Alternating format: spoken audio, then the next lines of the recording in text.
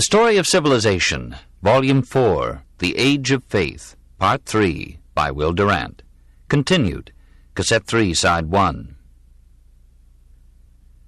The burst of monastic reform climaxed by Bernard died down as the 12th century advanced. The younger orders kept their arduous rules with reasonable fidelity, but not many men could be found in that dynamic period to bear so strict a regimen. In time, the Cistercians, even at Bernard's Clairvaux, became rich through hopeful gifts. Endowments for pittances enabled the monks to add meat to their diet and plenty of wine. They delegated all manual labor to lay brothers. 4 years after Bernard's death, they bought a supply of Saracen slaves. They developed a large and profitable trade in the products of their socialistic industry and aroused guild animosity through their exemption from transportation tolls. The decline of faith as the Crusades failed reduced the number of novices and disturbed the morale of all the monastic orders. But the old ideal of living like the apostles in a propertyless commune did not die. The conviction that the true Christian must shun wealth and power and be a man of unflinching peace lingered in thousands of souls. At the opening of the 13th century, a man appeared in the Umbrian hills of Italy who brought these old ideals to vigor again by such a life of simplicity, purity, piety, and love that men wondered had Christ been born again. 3. St. Francis. The literature on Francis is partly history, partly legend. As the legends are among the masterpieces of medieval literature, some of them are included in the following pages, with a warning in each instance.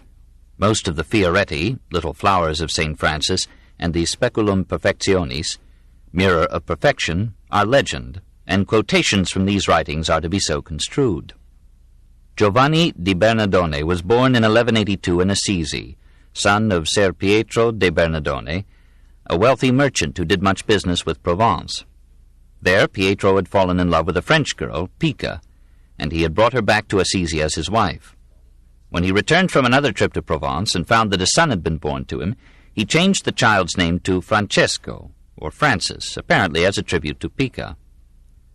The boy grew up in one of the loveliest regions of Italy and never lost his affection for the Umbrian landscape and sky. He learned Italian and French from his parents and Latin from the parish priest. He had no further formal schooling, but soon entered his father's business.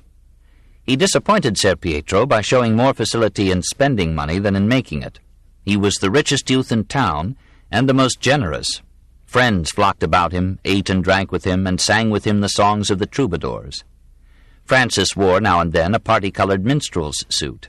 He was a good-looking boy with black eyes and hair and kindly face and a melodious voice.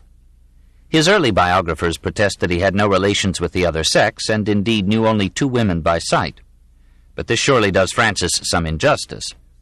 Possibly in those formative years he heard from his father about the Albigensian and Waldensian heretics of southern France and their new old gospel of evangelical poverty. In 1202 he fought in the Assisian army against Perugia, was made prisoner, and spent a year in meditative captivity. In 1204 he joined as a volunteer the army of Pope Innocent III. At Spoleto, lying in bed with a fever, he thought he heard a voice asking him, "Why do you desert the Lord for the servant, the prince for his vassal?" "Lord," he asked, "what do you wish me to do?" The voice answered, "Go back to your home. There it shall be told you what you are to do." He left the army and returned to Assisi. Now he showed ever less interest in his father's business, ever more in religion. Near Assisi was a poor chapel of St. Damian. Praying there in February 1207, Francis thought he heard Christ speak to him from the altar, accepting his life and soul as an oblation. From that moment, he felt himself dedicated to a new life. He gave the chapel priest all the money he had with him and went home. One day he met a leper and turned away in revulsion. Rebuking himself for unfaithfulness to Christ, he went back, emptied his purse into the leper's hand, and kissed the hand. This act, he tells us, marked an era in his spiritual life. Thereafter, he frequently visited the dwellings of the lepers and brought them alms. Shortly after this experience, he spent several days in or near the chapel, apparently eating little. When he appeared again in Assisi, he was so thin, haggard, and pale, and his clothes so tattered, his mind so bewildered, that the urchins in the public square cried out, "Pazzo, pazzo!" "A madman, a madman!" There his father found him, called him a half-wit, dragged him home, and locked him in a closet. Freed by his mother, Francis hurried back to the chapel. The angry father overtook him, upbraided him for making his family a public jest, reproached him for making so little return on the money spent in his rearing, and bade him leave the town. Francis had sold his personal belongings to support the chapel. He handed the proceeds to his father, who accepted them. But he would not recognize the authority of his father to command one who now belonged to Christ. Summoned before the tribunal of the bishop in the Piazza Santa Maria Maggiore, he presented himself humbly, while a crowd looked on in a scene made memorable by Giotto's brush. The bishop took him at his word and bade him give up all his property. Francis retired to a room in the episcopal palace and soon reappeared stark naked. He laid his bundled clothing and a few remaining coins before the bishop and said, "Until this time I have called Pietro Bernardone my father, but now I desire to serve God. That is why I return to him this money, as well as my clothing, and all that I have had from him. For henceforth I desire to say nothing else than, Our Father who art in heaven." Bernardone carried off the clothing, while the bishop covered the shivering Francis with his mantle. Francis returned to St. Damian's, made himself a hermit's robe, begged his food from door to door, and with his hands began to rebuild the crumbling chapel. Several of the townspeople came to aid him, and they sang together as they worked. In February 1209, as he was hearing Mass, he was struck by the words which the priest read from the instruction of Jesus to the apostles. "And as ye go, preach, saying, The kingdom of heaven is at hand. Heal the sick, cleanse the lepers, raise the dead, cast out devils. Freely ye have received, freely give. Provide neither gold nor silver nor brass in your purses, nor scrip for your journey, neither 2 coats, neither shoes nor a staff." Matthew chapter 10, verses 7 through 10. It seemed to Francis that Christ himself was speaking, and directly to him. He resolved to obey these words literally, to preach the kingdom of heaven and possess nothing. He would go back across the 1200 years that had obscured the figure of Christ, and would rebuild his life on that divine exemplar. So that spring, braving all ridicule, he stood in the squares of Assisi and nearby towns and preached the gospel of poverty in Christ. Revolted by the unscrupulous pursuit of wealth that marked the age, and shocked by the splendor and luxury of some clergymen, he denounced money itself as a devil and a curse, bade his followers despise it as dung, and called upon men and women to sell all that they had and give to the poor. Small audiences listened to him in wonder and admiration, but most men passed him by as a fool in Christ. The good Bishop of Assisi protested, "Your way of living without owning anything seems to me very harsh and difficult." To which Francis replied, "My lord, if we possessed property, we should need arms to defend it." Some hearts were moved. 12 men offered to follow his doctrine and his way. He welcomed them, and gave them the above-quoted words of Christ as their commission and their rule. They made themselves brown robes, and built themselves cabins of branches and boughs. Daily they and Francis, rejecting the old monastic isolation, went forth barefoot and penniless to preach. Sometimes they would be absent for several days, and sleep in haylofts or leper hospitals or under the porch of a church. When they returned, Francis would wash their feet and give them food. They greeted one another, and all whom they met on the road, with the ancient Oriental salutation, "The Lord give thee peace." They were not yet named Franciscans. They called themselves fratres minores, friars minor, or minorites. Friars as meaning brothers rather than priests, minor as being the least of Christ's servants, and never wielding but always under superior authority. They were to hold themselves subordinate to even the lowliest priest, and to kiss the hand of any priest they met. Very few of them in this first generation of the order were ordained. Francis himself was never more than deacon. In their own little community they served one another and did manual work, and no idler was long tolerated in the group. Intellectual study was discouraged. Francis saw no advantage in secular knowledge except for the accumulation of wealth or the pursuit of power. "My brethren who are led by desire of learning will find their hands empty in the day of tribulation." He scorned historians who perform no great deed themselves, but receive honors for recording the great deeds of others. Anticipating Goethe's dictum that knowledge that does not lead to action is vain and poisonous, Francis said, "A man has only so much knowledge as he puts to work." No friar was to own a book, not even a psalter. In preaching they were to use song as well as speech. They might even, said Francis, imitate the jongleur, and become joculatores Dei, gleemen of God. Sometimes the friars were derided, beaten, or robbed of almost their last garment. Francis bade them offer no resistance. In many cases, the miscreants, astonished at what seemed a superhuman indifference to pride and property, begged forgiveness and restored their thefts. We do not know if the following specimen of the little flowers of St. Francis is history or legend, but it portrays the ecstatic piety that runs through all that we hear of the saint. One winter's day, as Francis was going from Perugia, suffering sorely from the bitter cold, he said, "Friar Leo, although the friars minor give good examples of holiness and edification, nevertheless write and note down diligently that perfect joy is not to be found therein." And Francis went his way a little farther and said, "O Friar Leo, even though the friars minor give sight to the blind, made the crooked straight, cast out devils, made the deaf to hear and the lame to walk, and raised to life those who had lain 4 days in the grave, write, perfect joy is never found there." And he journeyed on a little while, and cried aloud, "O Friar Leo, if the friar minor knew all tongues and sciences and all the scriptures, so that he could foretell and reveal not only future things, but even the secrets of the conscience and the soul, write, perfect joy is not there." Yet a little farther he went, and cried again aloud, "O Friar Leo, although the friar minor were skilled to preach so well that he should convert all infidels to Christ, write, not there is perfect joy." And when this fashion of talk had continued for 2 miles, Friar Leo asked, "Father, prithee in God's name tell me, where is perfect joy to be found?" And Francis answered him, "When we are come to St. Mary of the Angels," then the Franciscan chapel in Assisi, "wet through with rain, frozen with cold, foul with mire, and tormented with hunger, and when we knock at the door, and the doorkeeper comes in a rage and says, 'Who are you?' and we say, 'We are 2 of your friars,' and he answers, 'You lie, you are rather 2 knaves who go about deceiving the world and stealing the alms of the poor, begone,' and he opens not to us, and makes us stay outside hungry and cold all night in the rain and snow, then if we endure patiently such cruelty without complaint or mourning, and believe humbly and charitably that it is God who made the doorkeeper rail against us, O Friar Leo, write, there is perfect joy. And if we persevere in our knocking, and he issues forth and angrily drives us away, abusing us and smiting us on the cheek, saying, 'Go hence, you vile thieves,' if this we suffer patiently with love and gladness, write, O Friar Leo, this is perfect joy.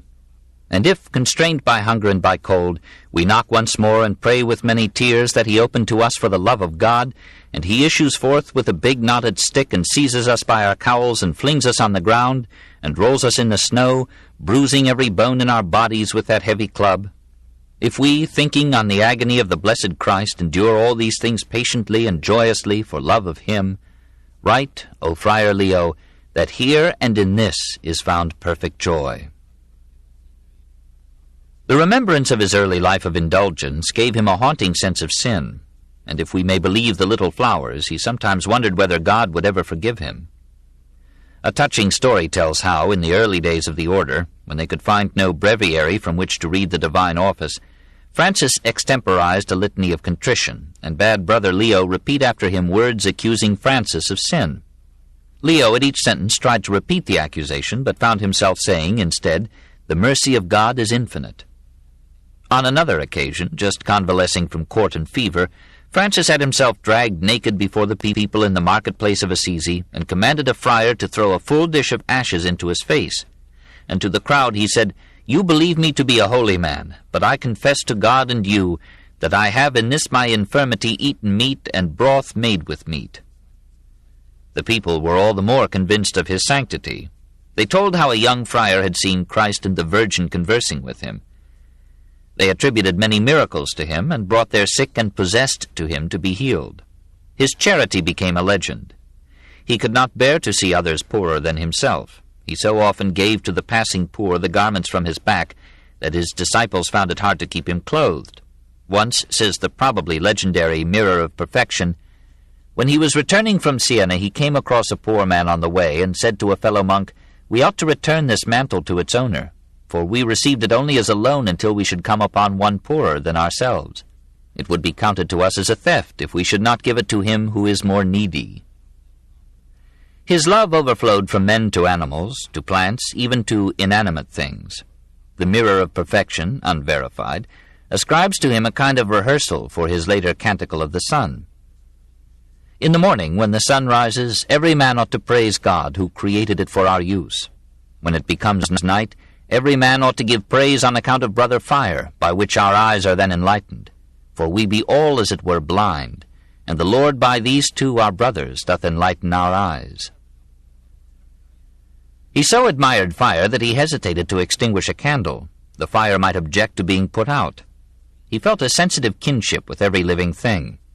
He wished to supplicate the Emperor, Frederick II, a great hunter of birds, to tell him for the love of God and me to make a special law that no man should take or kill our sisters the larks, nor do them any harm.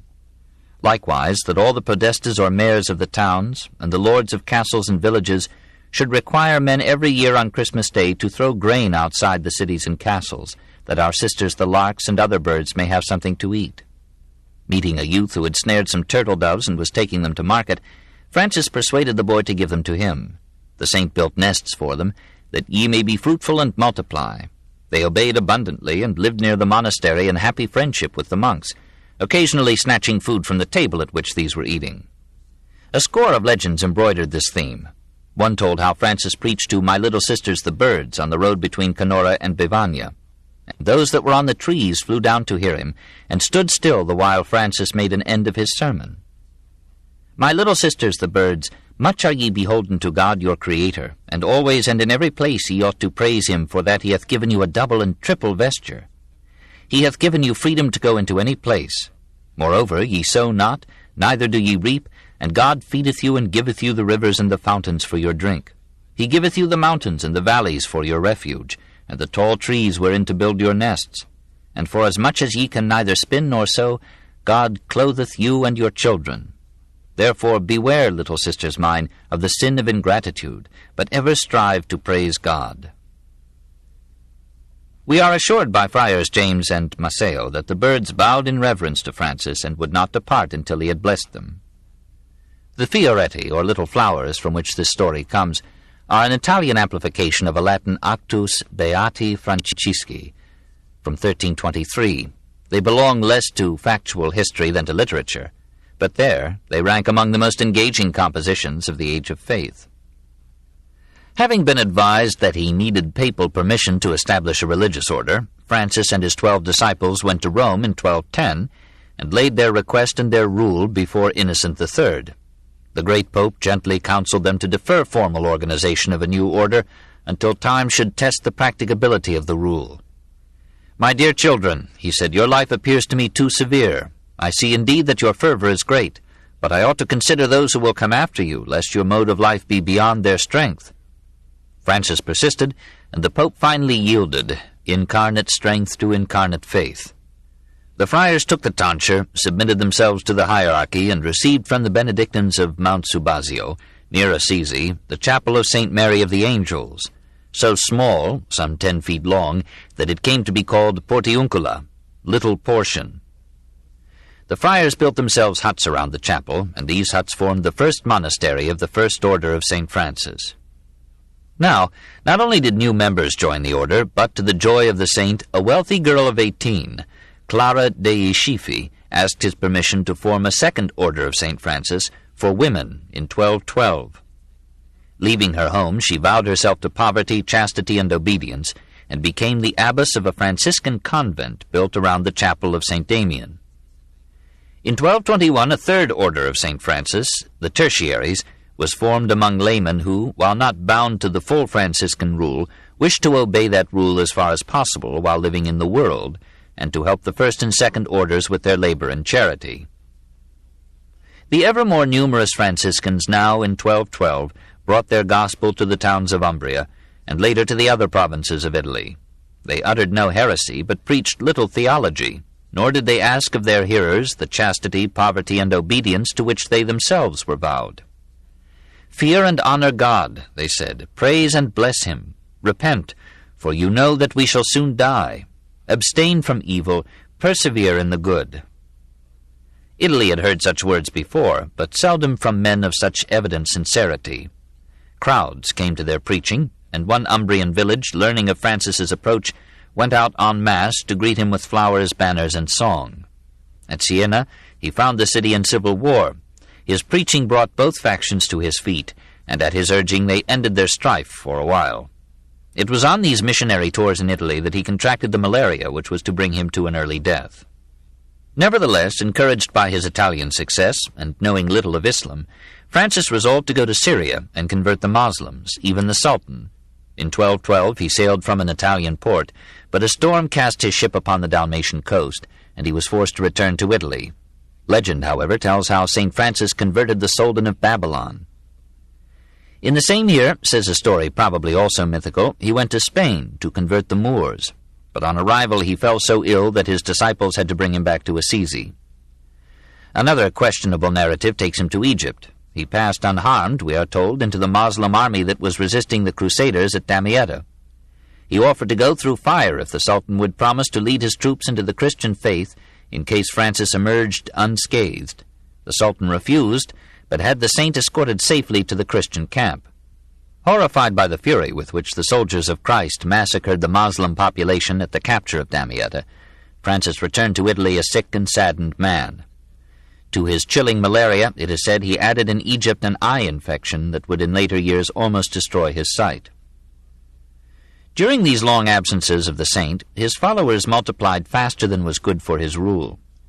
His fame brought recruits who took the vows without due reflection. Some came to regret their haste, and many complained that the rule was too severe. Francis made reluctant concessions. Doubtless, too, the expansion of the order, which had divided itself into several houses scattered through Umbria, made such demands upon him for administrative skill and tact as his mystic absorption could hardly meet. Once, we are told, when one monk spoke evil of another, Francis commanded him to eat a lump of ass's tongue, so that his tongue should not relish evil any more. The monk obeyed, but his fellows were more shocked by the punishment than by the offense. In 1220, Francis resigned his leadership, bade his followers elect another minister-general, and thereafter counted himself a simple monk. A year later, however, disturbed by further relaxations of the original rule of 1210, he drew up a new rule, his famous Testament, aiming to restore full observance of the vow of poverty, and forbidding the monks to move from their huts at the Portiuncula to the more salubrious quarters built for them by the townspeople. He submitted this rule to Honorius III, who turned it over to a committee of prelates for revision. When it came from their hands, it made a dozen obeisances to Francis and as many relaxations of the rule. The predictions of Innocent III had been verified. Reluctantly but humbly obedient, Francis now gave himself to a life of mostly solitary contemplation, asceticism, and prayer. The intensity of his devotion and his imagination occasionally brought him visions of Christ, or Mary, or the apostles. In 1224, with 3 disciples, he left Assisi and rode across hill and plain to a hermitage on Mount Verna, near Chiusi. He secluded himself in a lonely hut beyond a deep ravine, allowed none but Brother Leo to visit him, and bade him come only twice a day, and not to come if he received no answer to his call of approach. On September 14th, 1224, the feast of the Exaltation of the Holy Cross, after a long fast and a night spent in vigil and prayer, Francis thought he saw a seraph coming down from the sky, bearing an image of the crucified Christ.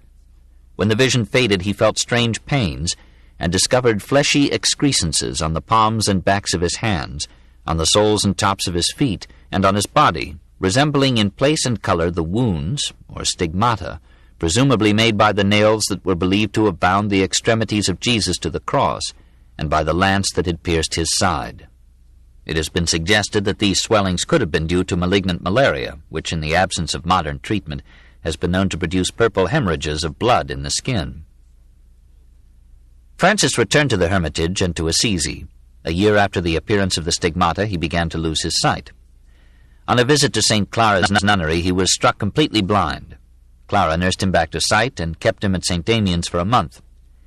There one day in 1224, perhaps in the joy of convalescence, he composed in Italian poetic prose his Canticle of the Sun.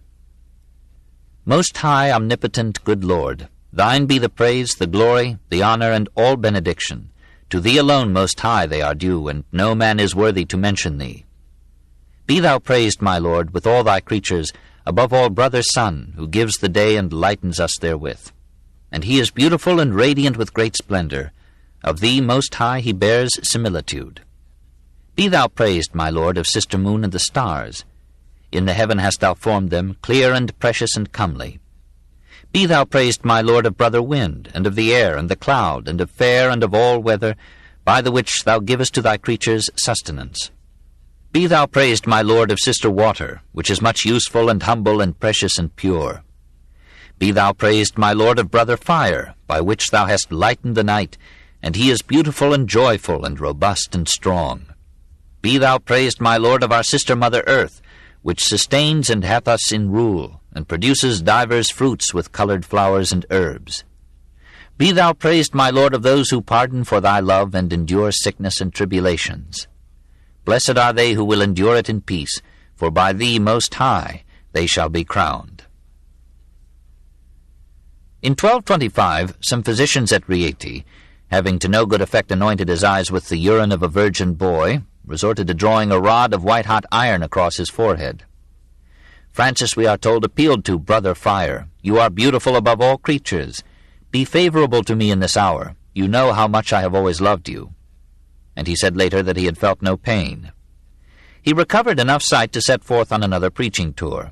He soon broke down under the hardships of travel. Malaria and dropsy crippled him, and he was taken back to Assisi. Despite his protestations, he was put to bed in the episcopal palace. He asked the doctor to tell him the truth, and was told that he could barely survive the autumn. He astonished everyone by beginning to sing. Then it is said he added a stanza to his Canticle of the Sun. Be praised, Lord, for our sister bodily death, from whom no man can escape. Alas, for them who die in mortal sin. Blessed are they who are found in thy holy will, for the second death will not work them harm. It is said that in these last days he repented of his asceticism, as having offended his brother the body. When the bishop was called away, Francis persuaded the monks to remove him to Portiuncula. There he dictated his will, at once modest and commanding. He bade his followers be content with poor and abandoned churches, and not to accept habitations out of harmony with their vows of poverty, to surrender to the bishop any heretic or recreant monk in the order, and never to change the rule. He died October 3rd, 1226, in the 45th year of his age, singing a psalm. 2 years later the Church named him a saint. 2 other leaders dominated that dynamic age, Innocent III and Frederick II. Innocent raised the Church to its greatest height, from which in a century it fell. Frederick raised the empire to its greatest height, from which in a decade it fell. Francis exaggerated the virtues of poverty and ignorance, but he reinvigorated Christianity by bringing back into it the spirit of Christ. Today only scholars know of the Pope and the Emperor, but the simple saint reaches into the hearts of millions of men. The order that he had founded numbered at his death some 5,000 members, and had spread into Hungary, Germany, England, France, and Spain. It proved the bulwark of the Church in winning northern Italy from heresy back to Catholicism. Its gospel of poverty and illiteracy could be accepted by only a small minority. Europe insisted on traversing the exciting parabola of wealth, science, philosophy, and doubt. Meanwhile, even the modified rule that Francis had so unwillingly accepted was further relaxed in 1230. Men could not be expected to stay long and in needed number on the heights of the almost delirious asceticism that had shortened Francis's life. With a milder rule, the friars minor grew by 1280 to 200,000 monks in 8,000 monasteries. They became great preachers, and by their example led the secular clergy to take up the custom of preaching, heretofore confined to bishops. They produced saints like Saint Bernardino of Siena and Saint Anthony of Padua, scientists like Roger Bacon, philosophers like Duns Scotus, teachers like Alexander of Hales. Some became agents of the Inquisition, some rose to be bishops, archbishops, popes. Many undertook dangerous missionary enterprises in distant and alien lands. Gifts poured in from the pious. Some leaders, like Brother Elias, learned to like luxury, and though Francis had forbidden rich churches, Elias raised to his memory the imposing basilica that still crowns the hill of Assisi. The paintings of Cimabue and Giotto there were the first products of an immense and enduring influence of St. Francis, his history and his legend, on Italian art. Many Minorites protested against the relaxation of Francis's rule.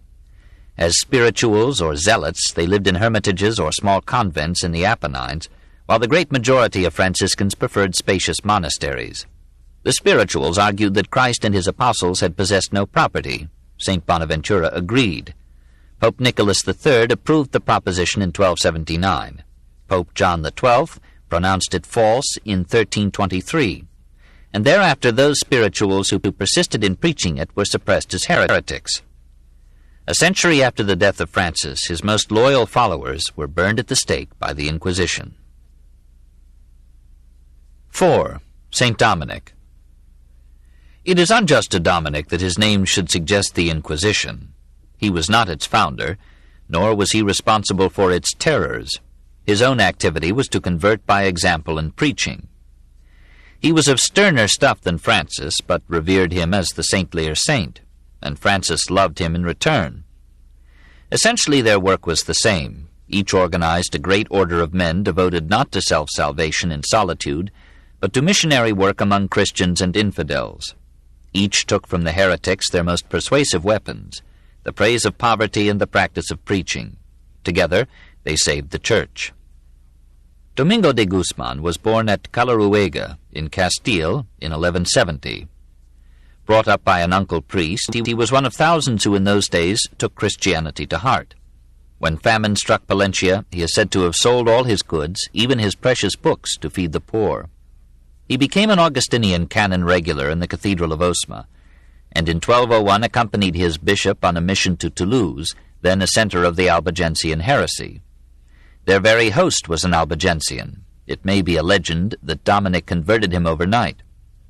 Inspired by the advice of the bishop and the example of some heretics, Dominic adopted the life of voluntary poverty, went about barefoot, and strove peaceably to bring the people back to the Church. At Montpellier he met 3 papal legates, Arnold, Raoul, and Peter of Castelnau. He was shocked by their rich dress and luxury, and attributed to this their confessed failure to make headway against the heretics. He rebuked them with the boldness of a Hebrew prophet. It is not by the display of power and pomp, nor by cavalcades of retainers and richly houseled palfreys, nor by gorgeous apparel, that the heretics win proselytes. It is by zealous preaching, by apostolic humility, by austerity, by holiness. The shamed legates, we are told, dismissed their equipage and shed their shoes. For 10 years, from 1205 to 1216, Dominic remained in Languedoc, preaching zealously. The only mention of him in connection with physical persecution tells how, at a burning of heretics, he saved one from the flames. Some of his order proudly called him, after his death, persecutor hereticorum, not necessarily the persecutor, but the pursuer of heretics. He gathered about him a group of fellow preachers, and their effectiveness was such that Pope Honorius III in 1216 recognized the friars' preachers as a new order and approved the rule drawn up for it by Dominic. Making his headquarters at Rome, Dominic gathered recruits, taught them, inspired them with his almost fanatical zeal, and sent them out through Europe as far east as Kiev and into foreign lands to convert Christendom and heathendom to Christianity. At the first general chapter of the Dominicans at Bologna in 1220, Dominic persuaded his followers to adopt by unanimous vote the rule of absolute poverty. There, a year later, he died. Like the Franciscans, the Dominicans spread everywhere as wandering mendicant friars. Matthew Paris describes them in the England of 1240. Very sparing in food and raiment, possessing neither gold nor silver nor anything of their own, they went through cities, towns, and villages, preaching the gospel, living together by 10s or 7s, thinking not of the morrow, nor keeping anything for the next morning. Whatsoever was left over from their table of the alms given them, this they gave forthwith to the poor. They went shod only with the gospel.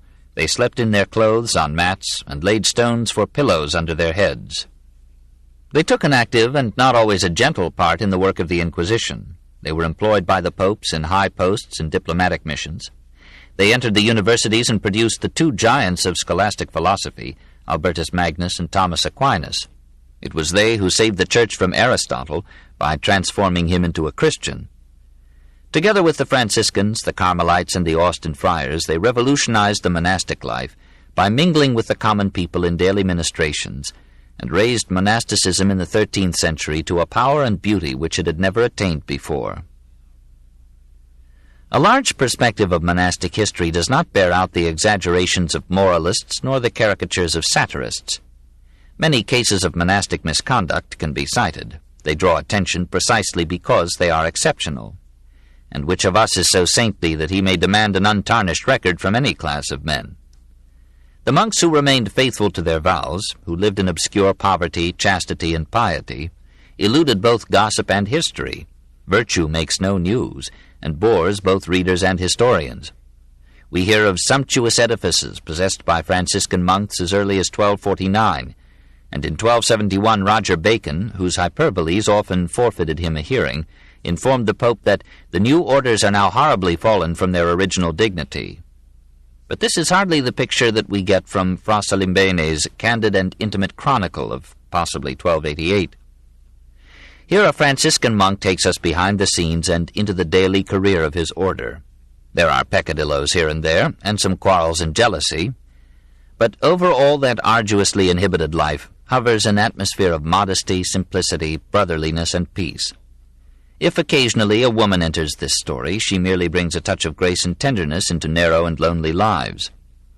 Here a sample of Fra Salimbene's guileless chatter. There was a certain youth in the convent of Bologna who was called Brother Guido.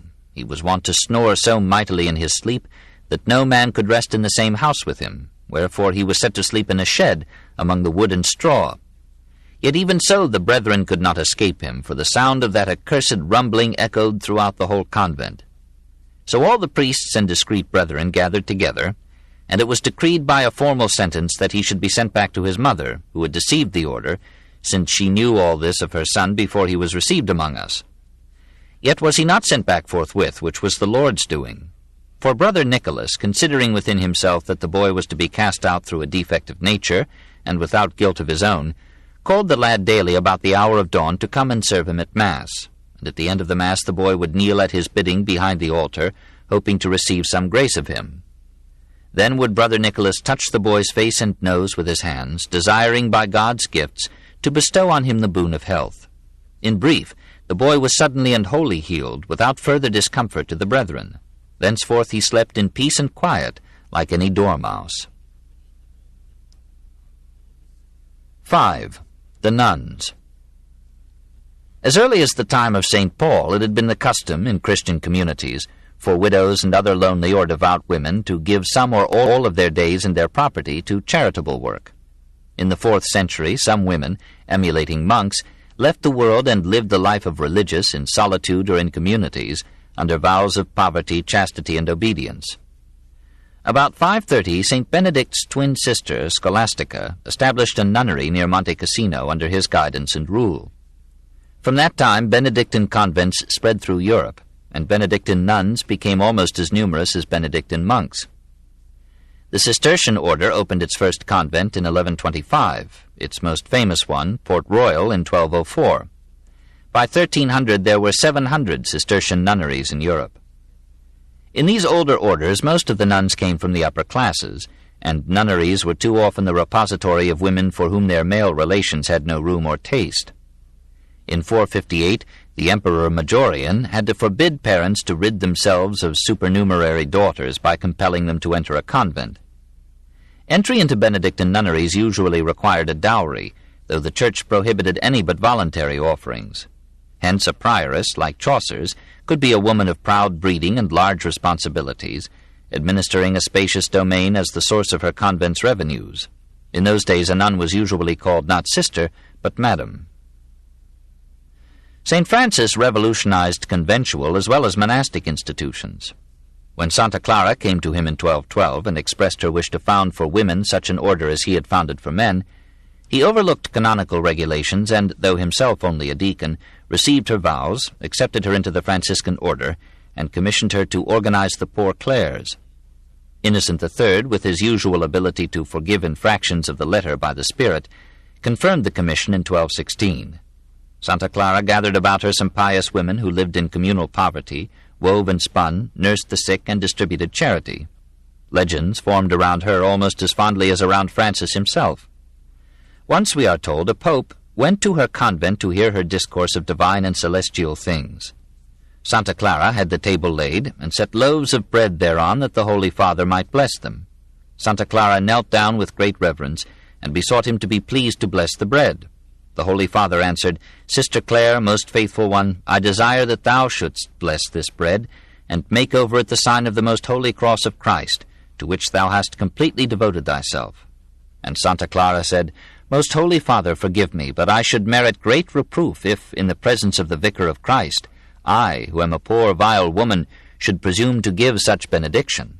And the Pope answered, "To the end that this not be imputed to thy presumption, but to the merit of obedience, I command thee, by holy obedience, that thou bless this bread in the name of God."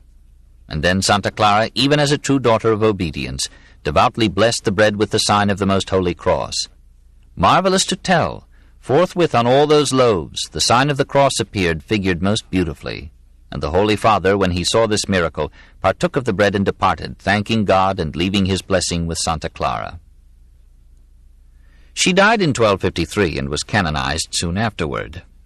Franciscan monks in divers localities organized similar groups of Clarissi, or Poor Clares.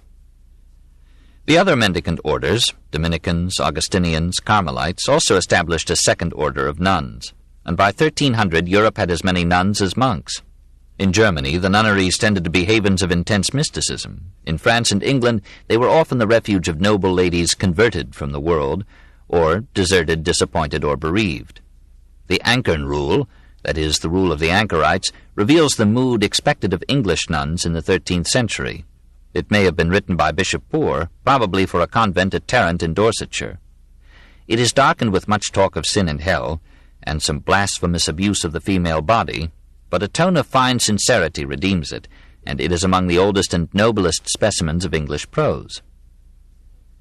It would be a simple matter to gather from 10 centuries some fascinating instances of conventual immorality.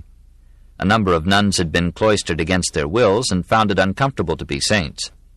Archbishop Theodore of Canterbury and Bishop Egbert of York deemed it necessary to forbid the seduction of nuns by abbots, priests, and bishops. Bishop Ivo of Chartres, from 1035 to 1115, reported that the nuns of St. Farah's convent were practicing prostitution. Abelard, 1079 to 1142, gave a similar picture of some French convents of his time. Pope Innocent III described the convent of St. Agatha as a brothel that infected the whole surrounding country with its evil life and repute. Bishop Rigaud of Rouen, in 1249, gave a generally favorable report of the religious groups in his diocese, but told of one nunnery in which, out of 33 nuns and 3 lay sisters, 8 were guilty or suspected of fornication, and the prioresses drunk almost any night.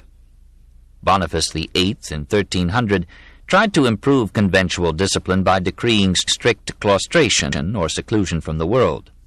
But the decree could not be enforced. At one nunnery in the Diocese of Lincoln, when the bishop came to deposit this papal bull, the nuns threw it at his head and vowed they would never obey it.